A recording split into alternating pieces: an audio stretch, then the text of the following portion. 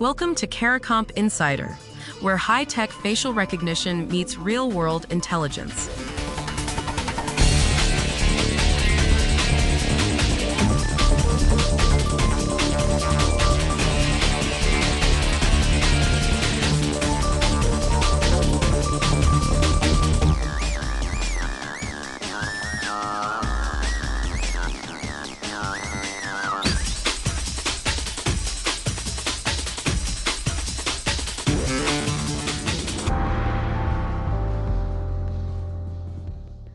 A single fake video call. That's all it took. Someone impersonated a real estate attorney on a screen, changed the wiring instructions for a home closing, and walked away with $300,000 of someone else's life savings. And nobody made the news. That last part matters. We've been trained to think deepfake fraud is a celebrity problem, a politician's face swapped onto a scandal, a CEO tricked on a boardroom call. But criminals figured out something smarter. They target transactions so ordinary that no reporter ever covers them. A home closing, a wire transfer, the kind of thing that happens thousands of times a day. If you've ever bought a house, refinanced a mortgage, or even watched a parent do it, this is already your problem. And if that makes your stomach tighten, good. That instinct is correct. But understanding how this actually works is what turns that fear into something useful. So how does a criminal hijack a six-figure transaction with a fake face? The mechanics are disturbingly simple. In a typical residential closing, money moves based on wire instructions. Those instructions come through a chain of people: your agent, your lawyer, a title company representative. A scammer picks one link in that chain and impersonates them.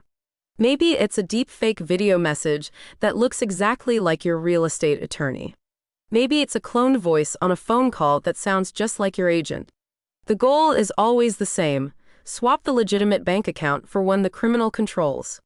A single successful hit can net anywhere from $100,000 to $500,000 in a normal residential deal. And this isn't rare anymore.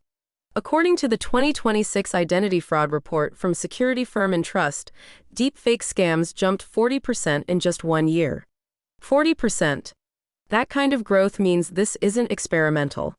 Organized fraud rings adopted deepfakes faster than almost anyone in the security industry predicted. The technology crossed a threshold. It became cheap enough and convincing enough that the effort pays off reliably.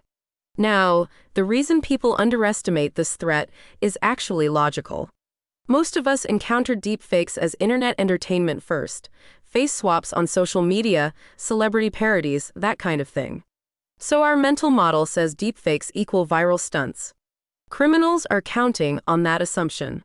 They deliberately design their fraud to be boring. No one posts a routine wire transfer on the evening news. That invisibility is the whole strategy. So what about detection? Fraud detection tools do exist, and they're getting better.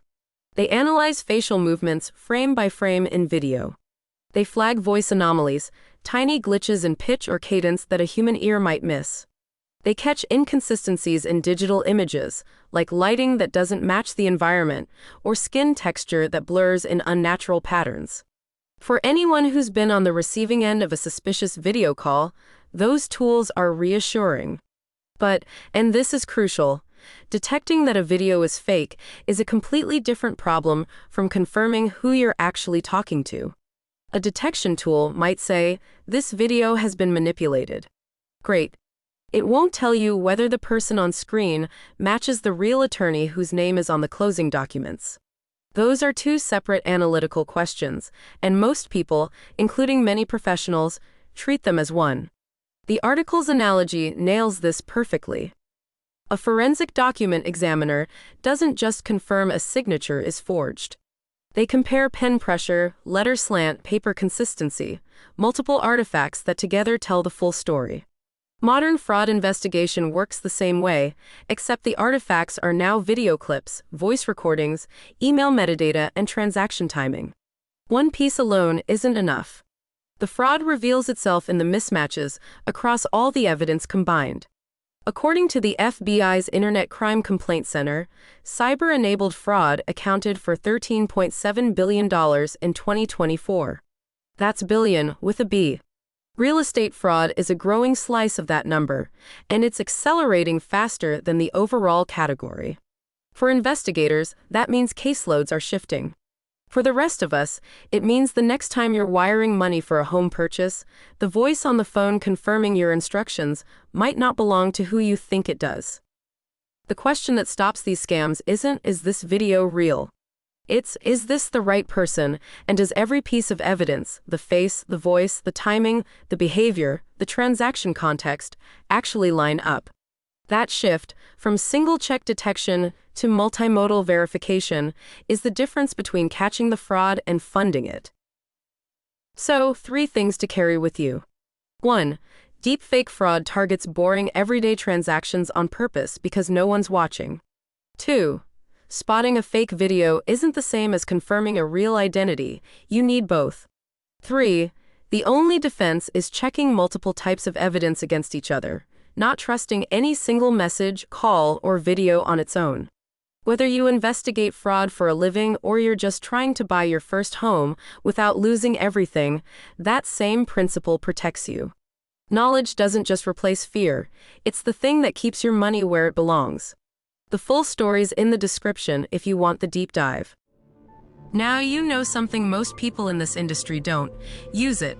And when you're ready to put it to work, caracomp.com. We'll see you tomorrow.